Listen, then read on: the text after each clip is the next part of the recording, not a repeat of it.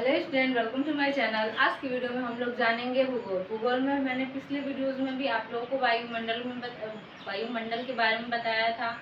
वायुमंडल में मैंने आप लोगों को पिछले वीडियो में बताया था ऑक्सीजन, नाइट्रोजन, जितने भी गैसेस थे वायुमंडल में, अंतरिक्ष में, उन सभी के बारे में बताया था और उन लोगों का द्रव्यमान भी बताया था। तो आज मैं उन्हीं में से कुछ का डिटेल्स में बता रही हूँ कि वो कितने दूर में और कितने विस्तार में फैले हुए हैं, और उन सभी से मतलब कुछ उपयोग जो होते हैं रासायनिक, उस सभी के बारे में बताऊंगी। तो बिना देर के अब हम लोग स्टार्ट करते हैं। पहला है हमारा नाइट्रोजन, जिसका द्रव्यमान संख्या सबसे ज़्यादा है वायुमंडल में। मैंने बताया था आप लोगों को 78.8 यानी कि 78.8 इसका द्रव्यमान है।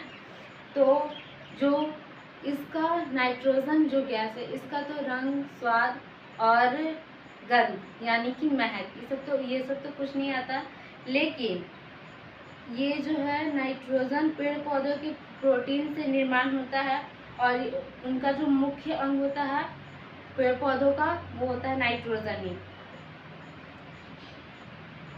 अब हम लोग आगे जानते हैं ये वायुमंडल में कितने किलोमीटर की ऊंचाई पर फैली हुई है। तो ये 128 किलोमीटर की ऊंचाई पर ये फैली हुई है नाइट्रोजन, जिसकी मात्रा सबसे ज़्यादा वायुमंडल में है और सबसे ऊंचाई पर सबसे विस्तार रूप से फैली हुई है। और इसका रहता है, अगर ये वायुमंडल में है तो इसके कारण जो नाइट्रोजन है उससे आग लगने की संभावना बहुत कम रहती है।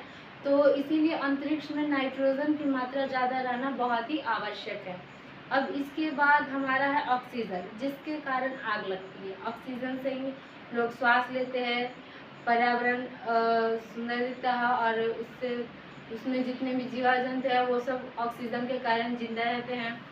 और जो आग भी जलता है वो ऑक्सीजन के द्वारा ही जलता है। ऑक्सीजन अगर ना है तो आग नहीं जल पाती है। तो जो वायुमंडल में जो गैस है ऑक्सीजन, वो 64 किलोमीटर की ऊंचाई तक फैली हुई है, लेकिन 16 किलोमीटर से ऊपर जाकर इसकी मात्रा बहुत ज़्यादा कम हो जाती है। और ये 120 किलोमीटर की ऑक्सीजन की मात्रा जो कि है 120 किलोमीटर पे अगर ये फैली हुई है, तो इसका जो मात्रा है ऑक्सीजन का वो बहुत ही नगण्य है, यानी कि इसको गिना नहीं जा सकता है। मैंने आप लोगों को पहले भी बताया कि नाइट्रोजन 128 किलोमीटर की ऊंचाई पर आओ। इसके बाद जो है हमारा ऑक्सीजन, जिसका द्रव्यमान 20.95 है, यानी कि 20.95 है। तो इसका बहुत ही कम वहाँ पर मात्रा है। ऊपर तह पर नाइट्रोजन के पास बहुत ही कम है और इसके नीचे धीरे धीरे आते आते इसकी मात्रा थोड़ी ज़्यादा है। अब अगला आ जाता है कार्बन डाइऑक्साइड, जो कि हम लोग अक्सर जानते हैं living things, non living things, हम लोग अक्सर साइंस में पढ़ते रहते हैं। ये बहुत छोटे से ही बताया जाता है कि जो कार्बन डाइऑक्साइड है वो पेड़ पौधे उसको श्वास लेते हैं। हमारा छोड़ा गया जो श्वास है वो पेड़ पौधे लेते हैं कार्बन डाइऑक्साइड। तो इसका जो अधिकांश विस्तार है वो 32 किलोमीटर की ऊंचाई तक फैला हुआ है और ये जो गैस है सूर्य से आने वाली विकिरण के लिए पारगम्य तथा पृथ्वी के लिए परावर्तित होने वाली विकिरण का अपरागम्य है।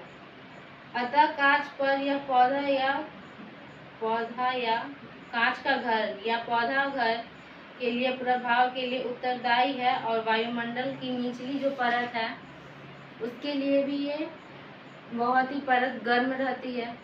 दूसरी गैसों की आयतन वायुमंडल में इसका स्थिर, जबकि पिछले कुछ दशकों में मुख्यतः जीवाश्म ईंधन को जलाए जाने वाले जो जलाया गया था वायुमंडल कर रही हूँ जीवाश्म ईंधन में, तो उसका कारण भी कार्बन डाइऑक्साइड का ही आयतन लगातार जो इसका बढ़ते जा रहा है, पेड़ पौधों की कटाई हो रही है, इसके कारण इसका जो विस्तार है और भी ज़्यादा होते जा रहा है। तो वो इसी के कारण लगा था आग। तो मिलते हैं अब नेक्स्ट वीडियो में। आज के लिए बस इतना ही, तब तक के लिए थैंक यू।